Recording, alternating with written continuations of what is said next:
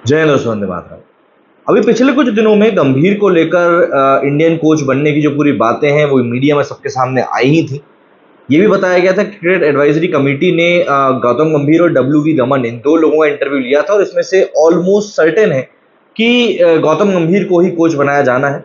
पिछले दिनों काफ़ी बातें इन सब चीज़ों को लेकर सामने आई थी, लेकिन उसके बाद में कोई भी अपडेट आना बंद हो गई और जय शाह की तरफ से बस एक बात ये निकल कर सामने आई कि जिम्बाब्वे तो वीवीएस लक्ष्मण जाएंगे, लेकिन जब टीम श्रीलंका जाएगी तब उनके साथ में एक फुल टाइम हेड कोच ही जाएगा।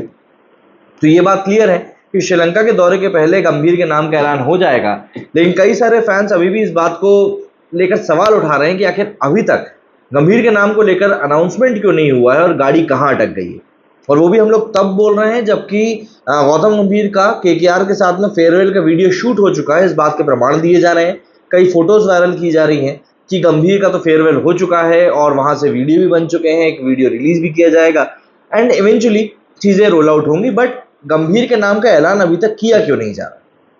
दरअसल राहुल द्रविड़ का टेन्योर अब खत्म हो चुका है। T20 वर्ल्ड कप के साथ में उन्होंने अपने ग्लोरीफाइंग करियर में एक और सितारा जोड़ लिया और कोचिंग करियर में उन्होंने एक बार फिर से सबको बता दिया कि भैया हम ही हम हैं। अभी तो ये रिपोर्ट्स भी सामने आ रही है कि राहुल द्रविड़ को शायद फिर से अप्रोच किया जा रहा है कि आप केकेआर के कोच बन जाइए, क्योंकि गंभीर अब है नहीं उनके साथ में। तो ऐसे में काफी सारे सवालों के बीच में एक सवाल ये भी उठ रहा है कि आखिर गंभीर के नाम को लेकर अभी तक कोई अनाउंसमेंट क्यों नहीं की गई। तो एक जो मेन वजह आ रही है वो आ रही है कि सैलरी नेगोशिएशन में अभी तक बात अटकी हुई।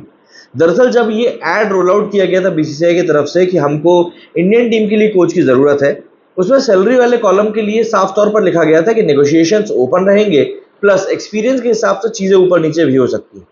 अगर मैं आपको राहुल द्रविड़ की सैलरी बताऊं तो 12 करोड़ रुपए राहुल द्रविड़ एक साल की फीस लिया करते थे या सैलरी लिया करते थे जब वो इंडियन टीम के साथ में जुड़े हुए थे। एंड बताया जा रहा है कि गौतम गंभीर जो है वो इससे ज़्यादा ही फीस को एक्सपेक्ट कर रहे हैं। अब देखिए, अब सैलरी के फंडे में अगर हम बात करें तो गौतम गंभीर को कायदे से देखा जाए तो हेड कोच का अभी तक कोई ऐसा बहुत बड़ा एक्सपीरियंस है नहीं। लेकिन हाँ, लखनऊ सुपर जायंट्स के साथ उन्होंने 2 साल जिस तरीके से काम किया, फिर कोलकाता नाइट राइडर्स के साथ हमने देखा ही कि उन्होंने क्या कुछ अचीव किया है।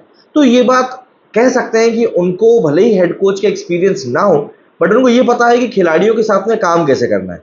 और फिर रोहित और विराट के रिटायरमेंट के बाद में T20 क्रिकेट में अगर हम स्पेशली बात करें तो बहुत सारे जवान लड़के हैं, यंग खिलाड़ी हैं जो कि इस समय टीम का हिस्सा है, बल्कि मैं कहूँगा अहम हिस्सा है। जैसे कि अगर हम अभिषेक शर्मा, यशस्वी जायसवाल, शुभमन गिल, इन सब की ही बात करें तो ये सब काफ़ी यंग खिलाड़ी हैं। एंड ऐसे खिलाड़ियों को ऑब्वियसली बात है, गौतम गंभीर जैसा खिलाड़ी जो कि अपने करियर में काफ़ी कुछ चीज़ों को उखाड़ चुका है खुद ही, वो काफ़ी अच्छे से ग्रूम कर सकता है।